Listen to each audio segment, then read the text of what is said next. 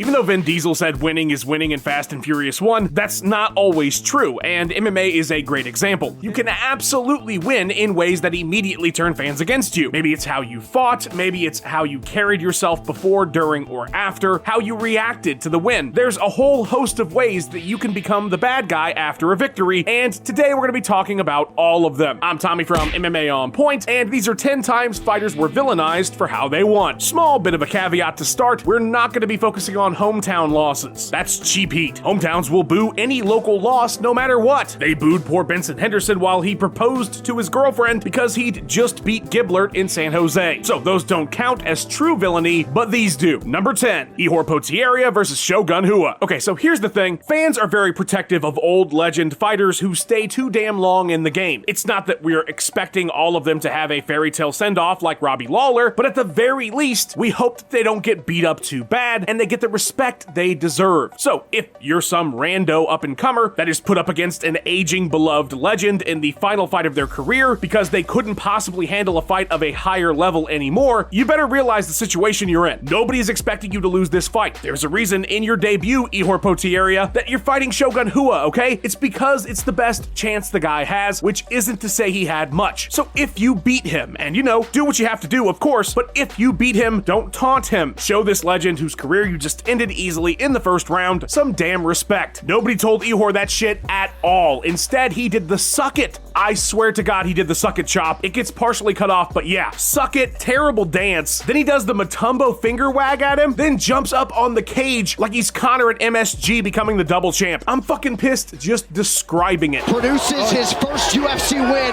Bittersweet moment, of course, here in Rio de Janeiro. Then in his interview, he's trying to show respect. It's too fucking late, Ihor. Your taunts and dancing afterwards ruined everything, and I will never forgive you for it. But yeah, obviously fans in the arena weren't happy, but neither was anybody else. Starting off hot, I'm fired up. Number 9, Cowboy Oliveira versus Will Brooks. If you miss weight on fight week, you're gonna get a lot of flack for winning, period. Fighters absolutely hate it, express it regularly, and fans have picked up on it too. At the very least, it's unprofessional, and a lot of times it feels dirty and cheap given how difficult weight cutting is for most. That's just in a normal weight cutting situation. When you miss 155 by 6.5 pounds, now you've got people wondering if you purposely missed so that you could have an advantage and just took the 20% purse deduction. And it wasn't just fans that felt that way about Cowboy Oliveira, his opponent Will Brooks did too. I mean, it was the first thing mentioned on commentary as Cowboy gleefully danced out to the cage when he absolutely smothered Brooks for the entire third round before viciously finishing him. The focus was already on how his weight miss affected the fight, but things took a turn for villain status when Oliveira afterwards taunted Brooks, gave him the old DX suck it, this time much more clearly, did the flicking of the chin. It was nasty business. The crowd booed the shit out of Cowboy throughout his celebration, the win announcement, and the post-fight interview. Number 8, Paddy Pimblett versus Jared Gordon. There's a certain way you're meant to handle controversial decisions in your favor. It's not that it's your fault as the winner, you have no control over the judges, but what you say about what happened is massively important to the reaction you are going to get from fans. The textbook safe comment on the decision when the commentator puts the mic in your face is to say something like, "It was a really tough fight. I don't know about the scoring, I'm not a judge, but my opponent fought me hard. All the respect in the world to them. Of course I'm open to a rematch, whatever the UFC thinks is best. Thank you, host city, you guys are the real heroes." Boom, you've completely negated any negative reaction to the judges giving you a win that you didn't deserve. Paddy Pimblett didn't get that memo. This was one of the most obvious flubs by judges in recent memory, which made his reaction to the bout all the more absurd. Paddy, a usually brash and cocky figure, kept that same energy in his post-fight interview after the judges gifted him the win over Jared Gordon, and nobody was having it. So that wasn't close. I won the first 2 rounds and then coasted in the third. I knew for a fact I won the first 2 rounds pretty easily. And to tell Joe it was an easy fight, like, brother, who are you trying to fool here? Paddy, a huge fan favorite up to that point, saw a very different reaction that night, and a lot of fans have never gotten back on board. It was a pretty big turning point for Paddy when it came to his popularity. Number 7, Colby Covington versus Damian Maia. It's funny, Fight Night Brunson versus Machida was such a nothing event. Just zero hype going in. An FS1 card with FS1 pacing. Your main eventers were Derek Brunson, who was 1-2 in his last 3 fights, and Lyoto Machida on his way out the door on a losing streak. It felt like a card made for the Sao Paulo crowd more than anything. And the co-main event, Colby Covington versus Damian Maia. I mean, who cares about that snooze fest? I'm sorry, Colby said what after the fight? Brazil, you're a dog! All you filthy animals Shut up, bitch!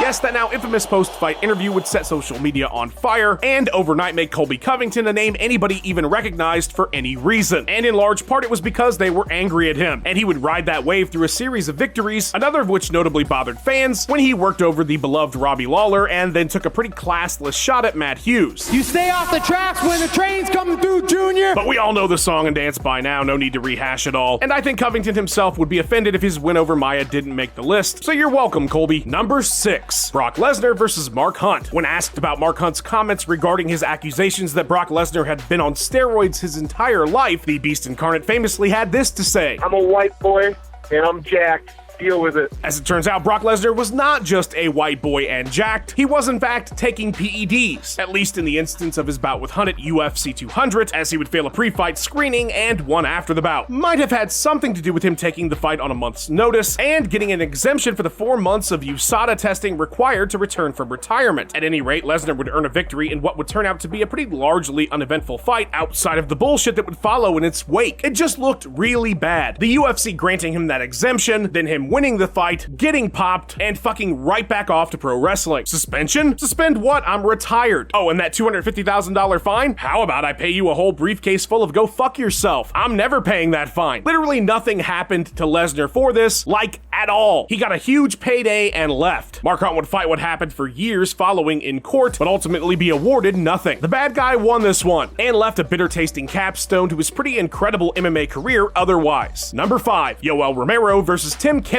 Oh yes, we gotta talk about Stoolgate. It was a top 10 middleweight throwdown, and Romero was winning pretty soundly all the way up to the very last seconds of the second round when he got blasted by Kennedy with about 4 huge shots. The bell saved him, and the stool would even more, as some bit of mass confusion that Joe Rogan characterized at the top of his lungs as Romero's team purposely causing some kind of slowdown to keep Yoel on the stool so he could recover illegally would ensue before Big John McCarthy would eventually restart the fight after Romero got 20 seconds or so extra time on the stool. Something Rogan would say in the post-fight interview was several minutes. 58 seconds into the round, Yoel viciously finished Kennedy, and Stoolgate was born.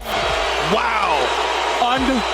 Unbelievable. Fans were absolutely livid, both in the arena and at home. And you're fucking winning! How dare Romero ruin the sanctity of the sport by sitting on that stool for a longer period of time than was allotted to him. And while I do agree that Yoel did get more time to recover than was normal at a very crucial moment in the fight, maybe an unpopular opinion here, but I don't think it was his fault or intentional. UFC cutmen are not fighter coaches. They're employed by the UFC. The reason Romero was told by an NSAC official to remain on the stool was because the cutman had applied too much Vaseline and it needed to be wiped off. Now, could John McCarthy have better handled the chaos and made Yoel stand up while they got it sorted? Absolutely, and it no doubt benefited him, but the guy was told by officials to stay on the stool. In what world is a fighter gonna say, nah, I need to stand up immediately? The crowd in attendance booing makes every bit of sense, but I truly believe Joe Rogan's commentary is a huge part of the outrage that followed after the event because he immediately categorized it as cheating. What are they doing? And it's stuck ever since, even though officials involved have blamed themselves for the mishap, not Romero or his team. But who cares? Boo! Tomato, tomato, tomato. Number 4, Michael Bisping versus Jorge Rivera. I'm old enough to remember when everybody hated Michael Bisping. Yes, I know it's hard to believe that anybody could hate everybody's favorite lovable asshole commentator these days, but believe you me, in 2011 there was serious heat that had started years earlier, particularly his run on Tough as a coach with Dan Henderson, and was really put over the top with his fight with Jorge Rivera. Now, this was most definitely a buildup that was unusual for the time period, particularly for something that wasn't on a main event level. Rivera and his team were producing shit-talking videos the whole way through. Really weird ones, too. Bisping, he's the biggest dick in the whole wide world. He's a mean old dick and he has stupid hair. He's a dick, dick, dick, dick, dick, dick, dick. All the shit talk worked, though. The fight was very hyped, and Bisping was proper pissed, as he would demonstrate. First, there was an illegal knee. Like, super duper illegal in the first round. One that very easily could have ended the fight. It didn't, but there's no way that Rivera fully recovered from it. Early in the next round, Bisping would finish Jorge off, which in any other situation would have been the biggest controversy of the fight, that he landed that big illegal knee. But Mike's anger over the buildup would completely boil over, and he'd end up spitting in the face of Rivera's team, as well as getting in Jorge's face and taunting him as he stood there in a fog. Go home, loser. Hey!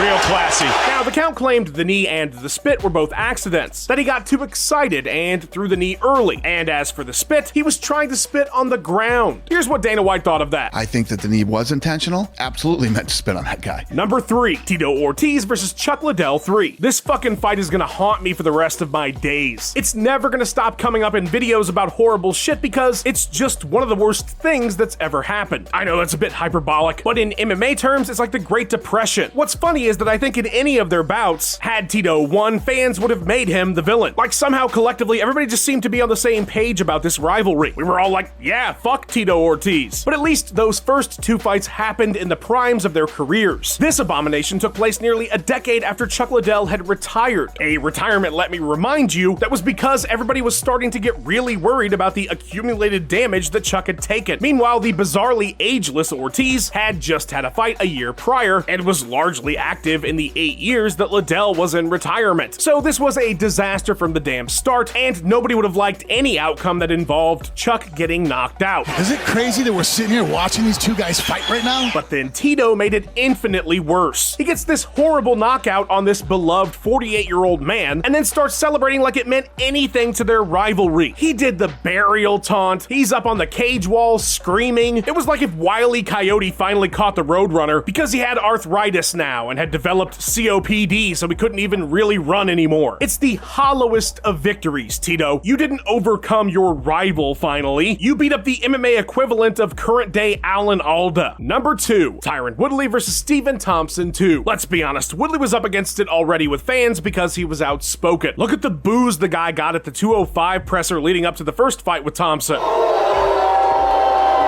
But of course, that fight turned out to be a banger that fans really loved. The best fight on that massive card, but one that went to a draw. So the thought was, all right, the rematch will be awesome as well. The rematch was not awesome. Basically, nobody did anything of note until the last 30 seconds when Woodley nearly finished the fight. And while both fighters were unwilling to commit to anything, Tyron was the one who got the brunt of the anger from fans, who booed the shit out of him afterwards. Tyron, another very, very close fight. How nervous were you? If they weren't into that fight, though, like Joe Rogan for some reason was, as he told Thompson post-fight, a lot of people are booing. I loved the fight. I loved how tactical it was. Tyron had his biggest stinker of a performance still in his back pocket. The Damian Maia defense did far more to solidify Woodley as a boring champion. How much so? Tyron was meant to fight GSP in his comeback fight if he won, but the fight sucked so much, Dana changed his mind and gave it to One Eye Willie. Number 1. Aljamain Sterling versus Petr Yan. The backlash on this outcome was unlike anything we've ever seen. And to be fair, it was an unprecedented moment. No UFC title had ever changed hands via disqualification before. That alone would have made this victory by Sterling controversial. But what would happen was just the perfect storm of really unfortunate circumstances. 1, Yan was a fighter that people enjoyed for his exciting style. Sterling, not so much. 'Cause I'm coming on your ass, boy. 2, when the DQ came late in the 4th round via an illegal knee to the head of a grounded opponent. Shut up, Joe, you little fool, ya. Yan was well on his way to a victory on the cards, if not earlier via a finish. And 3, and most importantly, the perception from fans was that Sterling did something that is probably more loathed than any action in all of sports: flopping. Fans felt like he was milking the knee in order to steal a victory that he didn't earn. So all that stuff combined made Sterling one of the most hated champions I can ever remember, especially initially. When Aljo played into the hate online, it just fueled the flames, which I thought was pretty damn hilarious. But truly, there couldn't be a better number 1 for this list, a historically hated way of winning. Luke Taylor would never accept a UFC title via DQ, and he edited this video. Please follow him on his socials and go check out his awesome YouTube channel. A massive thank you to our channel members, real MVPs, every single last one of you. Hit the join button to member yourself up and get some exclusive content. Like and subscribe if you've ever accidentally spit in someone's face like Bisping. Leave a comment about which of these wins had you punching the air, and thanks as always for watching. You guys are wonderful. Catch you later.